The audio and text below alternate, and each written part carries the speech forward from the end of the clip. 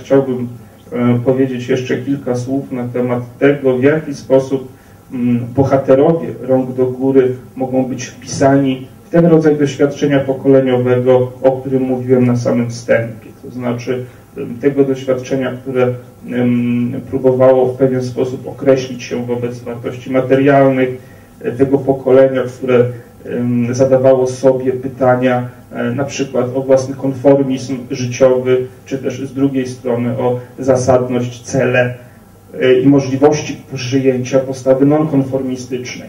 To w tym filmie jest, by tak rzec, na wierzchu. To jest moment inicjujący w gruncie rzeczy wszystkie wydarzenia, to znaczy spotkanie absolwentów Akademii Medycznej po latach, gdy będąc już ludźmi bardziej dojrzałymi, ludźmi, którzy mają już swoje rodziny, opowiadają o tym swoim dawnym kolegom i ujawniają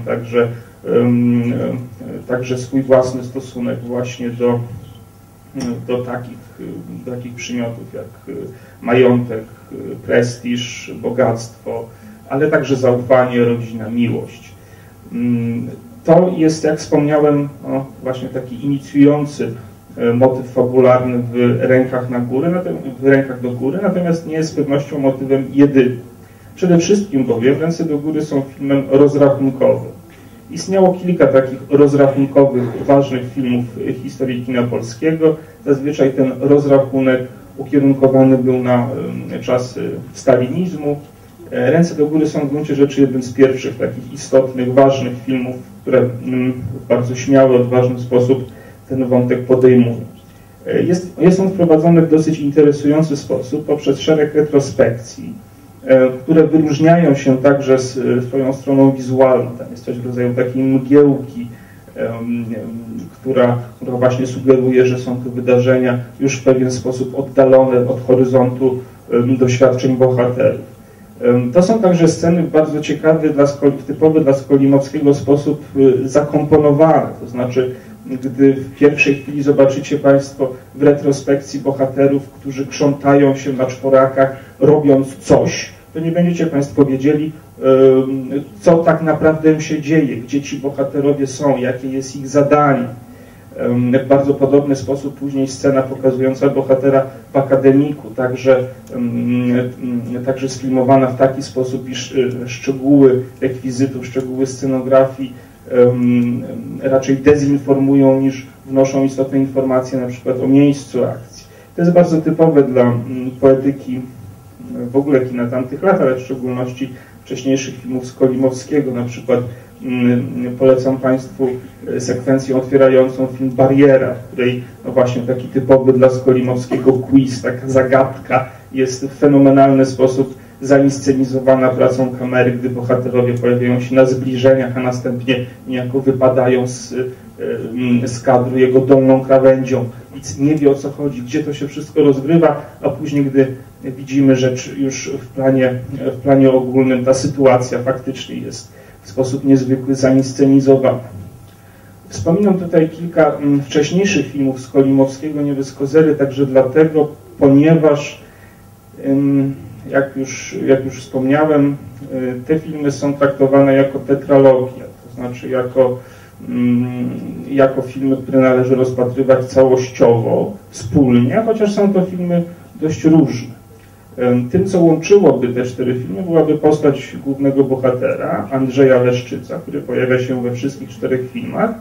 W trzech z nich jest grany przez samego Jerzego Skolimowskiego, co dodatkowo uwypukla ten autorski wymiar jego wczesnych filmów. Jedynie w Barierze została ta postać zagrana przez Jana Nowickiego. Zresztą kulisy produkcyjne filmu Bariera są także bardziej złożone, ponieważ początkowo miał być to film wyreżyserowany przez Kazimierza Karabasza, jego debiut fabularny. Dopiero później, gdy Karabasz nie mógł podjąć tego projektu, Skolimowski niejako dołączył do gotowego już scenariusza swój własny pomysł i wprowadził tam właśnie postać Leszczyca. Proszę Państwa, postać z kolejnych filmów nie ma świadomości swoich istnień, by tak rzec, w filmach wcześniejszych, zatem nie jest to w żadnym razie fenomen, który można by było określić mianem sequela. To nie jest tak, że walkover jest sequelem rysopisu, czy bariera jest sequelem walkoveru, posługując się współczesnymi terminami. Chodzi tutaj raczej o pewną wspólnotę bohatera, wspólnotę mierzoną nie w jego doświadczeniach, nie w wydarzeniach, jakie przeżywa, ale w jego postawie wobec świata. To rozpoczyna się już w rysopisie, gdy bohater jest człowiekiem, który próbuje oddalić od siebie swoje istotne wybory, to doświadczenie outsidera, kogoś, kto no właśnie stoi na uboczu i w taki dosyć gwałtowny w rysopisie sposób, gwałtowny, bo bohater sam zgłasza się na komisję wojskową, próbuje to doświadczenie zdobyć. W walkowerze, gdy bohater trafia do pracy w kombinacie, wydaje się, że tutaj to pokrewieństwo między bohaterem rysopisu a walkoweru jest bliższe. Także dlatego, iż bohater po raz kolejny ucieka, po raz kolejny decyduje się zrezygnować z tego, co przed nim staje. Mamy tam wątek miłosny między innymi, ale ta relacja zostaje także przerwana. No i to tytułowy walkover, który jest, czyli mecz bokserski, który ostatecznie przynosi zupełnie inny efekt niż ten, który był oczekiwany przez bohatera. Z kolei w barierze znowu Leszczyc, młody człowiek, ale tym razem na studiach, przerywający studia i wreszcie w rękach do góry, no właśnie takie spotkanie po latach, pewna próba podsumowania, ale już z większym tonem krytycyzmu. A zatem to doświadczenie pokoleniowe w rękach do góry niewątpliwie istnieje. To jest zresztą doświadczenie pokoleniowe, które można by było w pewien sposób porównać, patrząc także na literaturę tamtego czasu, na przykład na wiersze Andrzeja Bursy, czy na prozę Marka Chłaski, to jeszcze lata 50.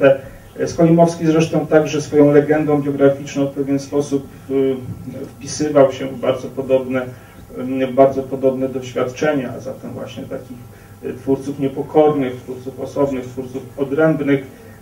Widać to bardzo dobrze we wczesnej twórczości poetyckiej Skolimowskiego, ewidentnie zbliżonej do twórczości Andrzeja Bursy. Natomiast gdy chodzi o filmy samego Skolimowskiego, to doświadczenie pokoleniowe, jak wspomniałem, jest, ale ono się odsuwa w pewien sposób na plan dalszy i jest uzupełniane właśnie choćby w rękach do góry przez inne wątki. O jednym z nich już wspomniałem, czyli ten wątek rozliczeniowy, wątek związany z wydarzeniami czasów stalinowskich. Natomiast z drugiej strony, i to jest dosyć niezwykła właściwość rąk do góry, mamy także wątek, który bardzo rzadko pojawiał się w filmach właśnie tych twórców, którzy bywali zaliczani do nowofalowych, do trzeciego kina polskiego, etc., etc. Otóż akcja tego filmu, akcja rąk do góry rozgrywa się w wagonie. To jest bydlęcy wagon. Już samo to miejsce ewokuje dosyć konkretne skojarzenia, które zresztą także podczas rozwoju intrygi mają sami bohaterowie, którzy w pewnej chwili wpadają w taki rodzaj rauszu, taki rodzaj oszołomienia i próbują z tego wagonu uciec. Jest to w bardzo ciekawy sposób zrealizowane. Mamy także taką scenę, powiedziałbym, wizyjną, oniryczną, zdjęcia chyba negatywowe, z pewnością usłyszymy jeszcze dzisiaj o tym, w jaki sposób zostało to zrealizowane.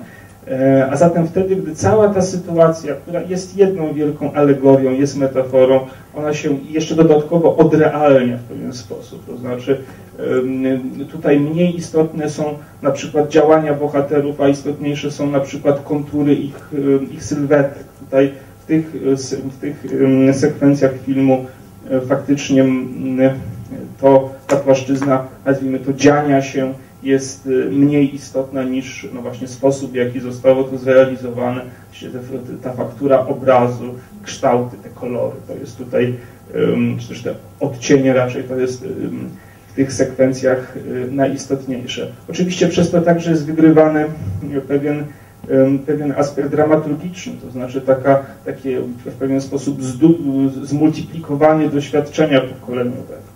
To już nie jest tylko historia o ludziach, o 40-latkach, prawda? To jest także historia, która w pewien sposób się powtarza. To znaczy ci bohaterowie zgromadzeni w wagonie świętujący po przyjęciu Oni w pewien sposób powtarzają mimowolnie te doświadczenia, które stały się udziałem także ich bliskich w czasie II wojny światowej. A zatem w bardzo ciekawy sposób właśnie takie mieszanie płaszczyzn czasowych, mieszanie perspektyw, tym wszystkim, co dzieje się w wagonie, w Rękach do góry, można odczytać naprawdę bardzo wiele.